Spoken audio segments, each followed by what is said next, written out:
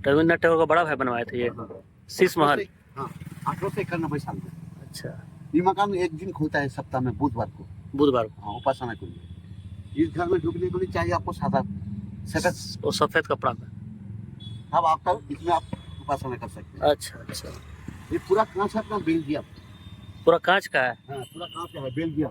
अच्छा। और टाली है इटालियन। तो दोस्तों आज हम जा रहे हैं शांति निकेतन और मेरे साथ है मेरे बड़े भैया। और अभी हम लोग निकल चुके हैं जामताड़ा से शांति निकेतन के लिए बाय रोड।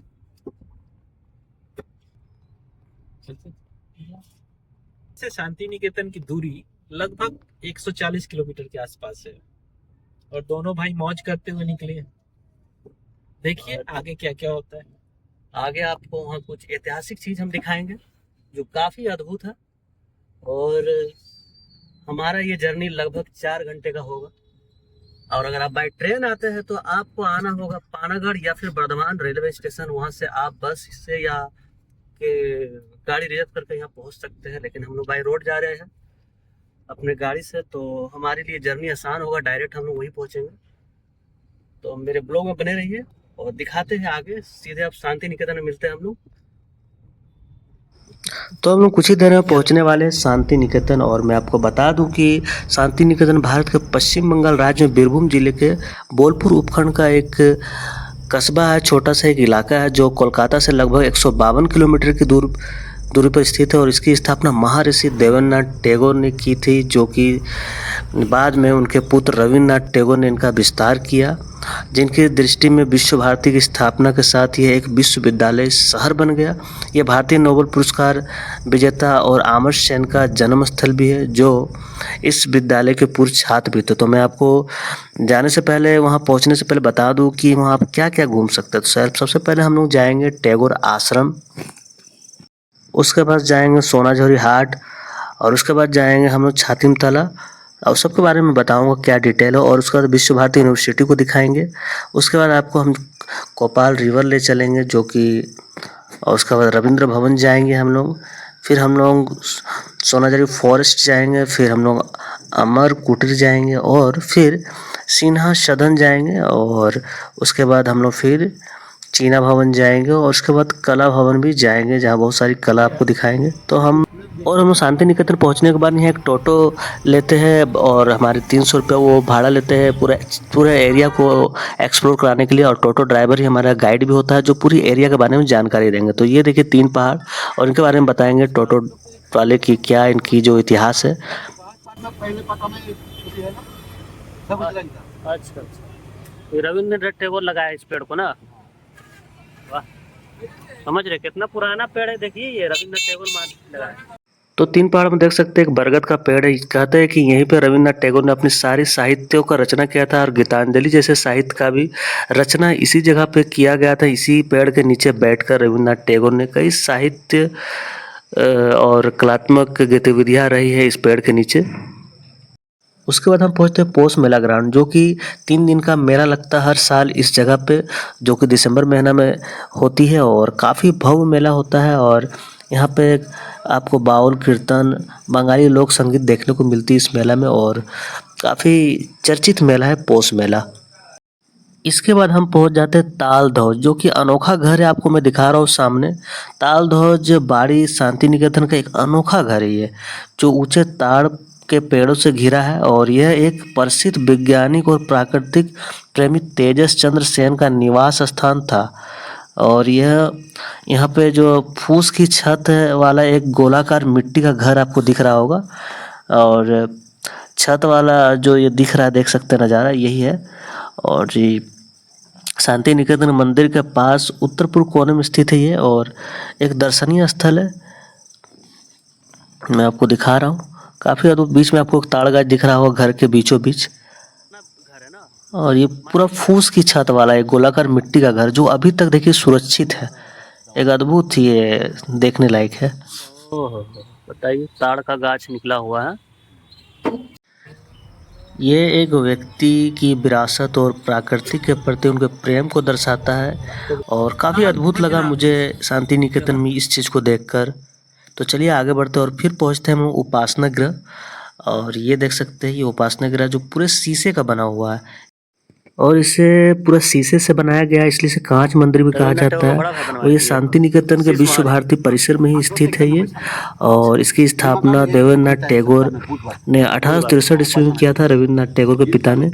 और ये निराकार उपासना के प्रगतिशील आदर्शों को दर्शाता है। इसकी बनावट में लोहे का ढांचा और कांच की बेल्जियम शीशे शामिल जो इसे एक विशिष्ट रूप देती है। उसके बाद हम लोग चलते हैं दोस्तों छातिम तला। और छातिम तला में बता दूं ये वही जगह है जिसे देवेंद्रनाथ टैगोर ने लिया था। और यहीं से स्टार्ट हुई थी पूरी शांति निकेतन की कहानी। और यहीं पे वो उपासना करते थे पेड़ के नीचे।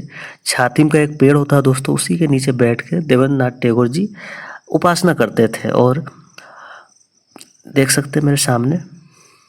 और मैं बता दूं छातिम तला शांति निकेतन में एक ऐतिहासिक और आध्यात्मिक स्थान है। और छातिम के वृक्षों के नीचे स्थित है ये। सामने देख सकते हैं छातिम के वृक्ष है। यहाँ रविन्द्रनाथ टैगोर के पिता महर्षि देवेंद्रनाथ टैगोर ने की ध्यान स्थली रही है, इसलिए काफ़ी चर्चा। और यही पर विश्व भारती विश्वविद्यालय की स्थापना की नींव पड़ी थी। यह शांत स्थान प्राकृतिक और शांति के साथ सीखने के अनुभव के लिए प्रसिद्ध है। यहाँ पे आज भी दोस्तों यहाँ पे शिक्षा दिया जाता है पेड़ के नीचे।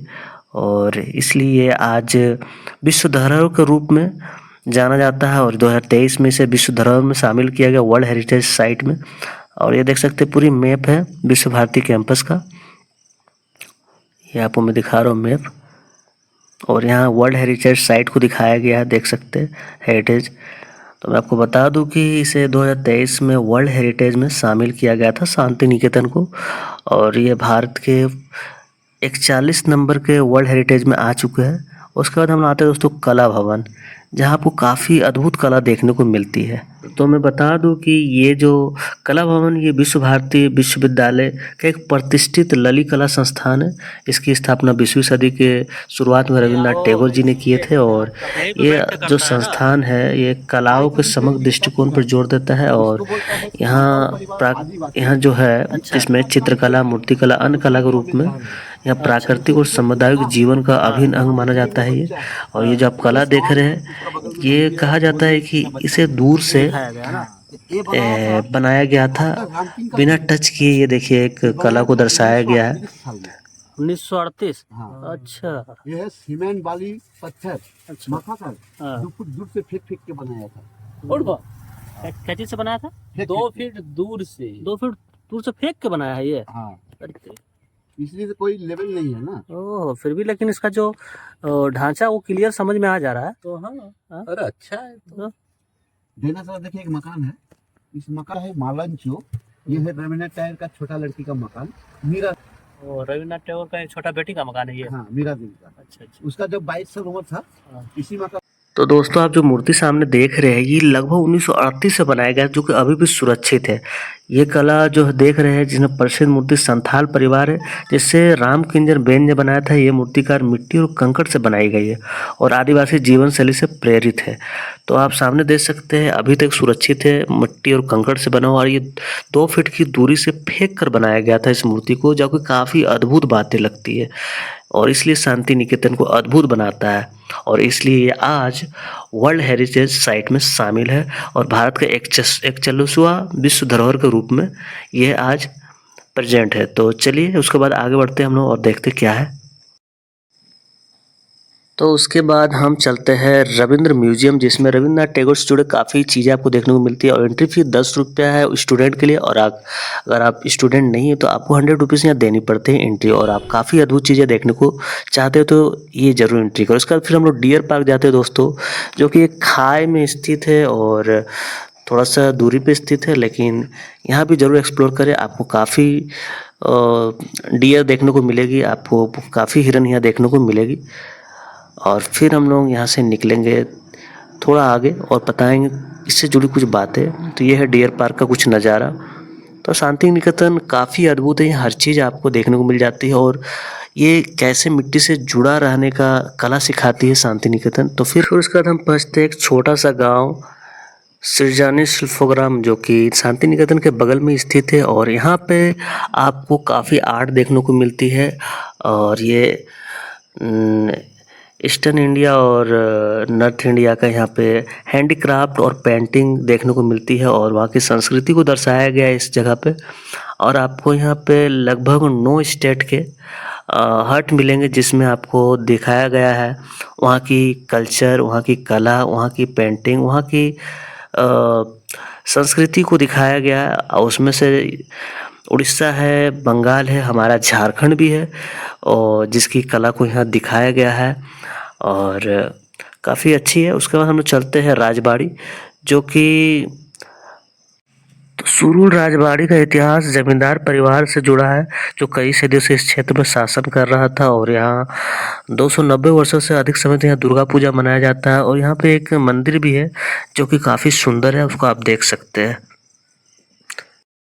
उसके बाद हम जाते हैं अमरकुटी वर्कशॉप, जो कि आज़ादी का बाद ये हैंडीक्राफ्ट का हब बन गया। यहाँ पे पेंटिंग, साड़ी की बुनाई और लेदर से जुड़े काम होते हैं और काफ़ी हैंडीक्राफ्ट वाले काम होते हैं और ये एक अब हब बन चुका है। तो यहाँ अमरकुटी पे एक बार ज़रूर एक्सप्लोर करें। आप देख सकते हैं यहाँ पे कैसे हाथ से सारे कारीगर अपने काम करते हुए। तो अमरकुटी सोसाइटी होते हुए फिर हम आगे बढ़ते हैं और फिर उसके बाद हम पहुंचते सोनाझोरी फॉरेस्ट। सोनाझोरी जो ये हाट है, ये साप्ताहिक बाजार है और यहाँ बाजार में इस बाजार में संगीत का प्रदर्शन शामिल है और ये क्षेत्र पैदल चलने के लिए प्राकृतिक प्रेमियों के बीच काफ़ी लोकप्रिय है। यहाँ आपको लगभग 1 दिन का टाइम जाएगा, काफ़ी बड़ा एरिया में ये क्षेत्र है और यहाँ पे जो प्रोग्राम होती है बाउल आप देखना चाहते हो तो यहाँ हमेशा आप आके देख सकते हैं। काफ़ी ट्रेडिशनल जगह है। हाँ, इसमें ओपन क्लास होता था पैर के नीचे। अच्छा, तो हिंदी भाषा में इसमें इंदिरा गांधी 11 महीना क्लास किया इसमें अच्छा इंदिरा गांधी 11 महीना क्या बोल रहे इसको? हिंदी भवन। अच्छा, और इसी के बगल में है चीना भवन, अच्छा, पाठ भवन। लोग संस्कृत में 22 भाषा में लिखा पढ़ाया होता है। 22 भाषा में? ओ, चाइनीज है, उर्दू है, केरला है, जापान है, भूटान है, नेपाल है। ओ, अभी भी होता है?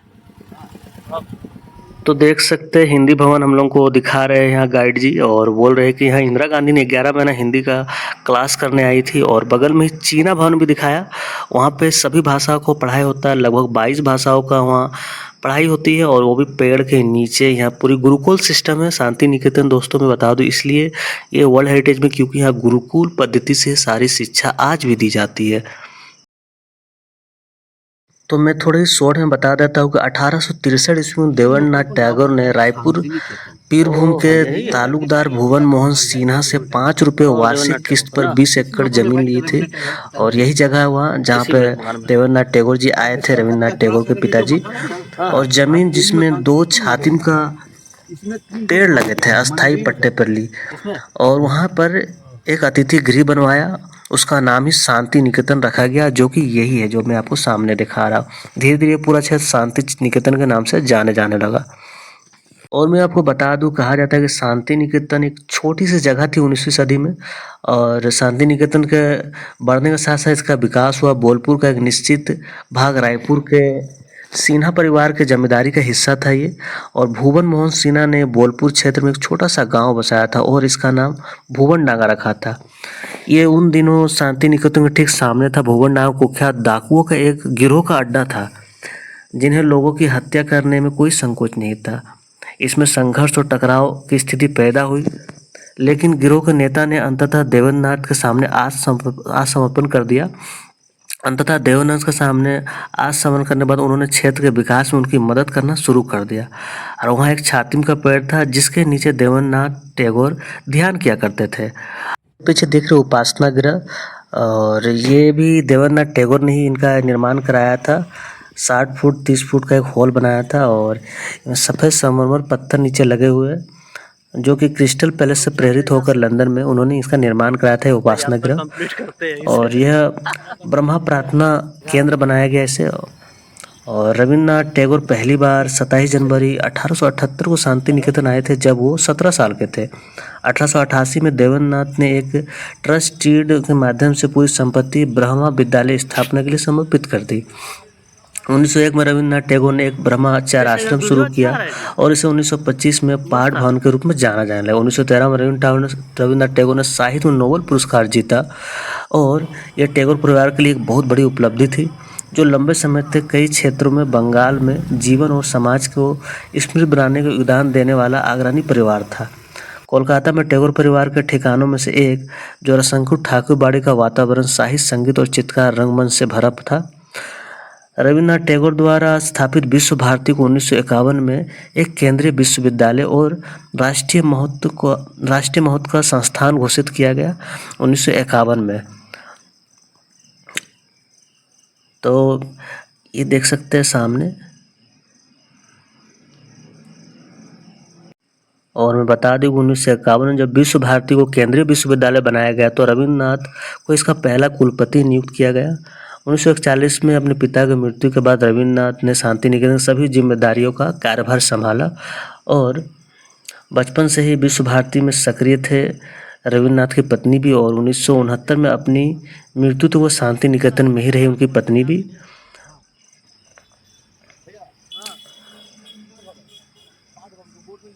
मैं बता दूं कि उनको नोबेल पुरस्कार दिया गया था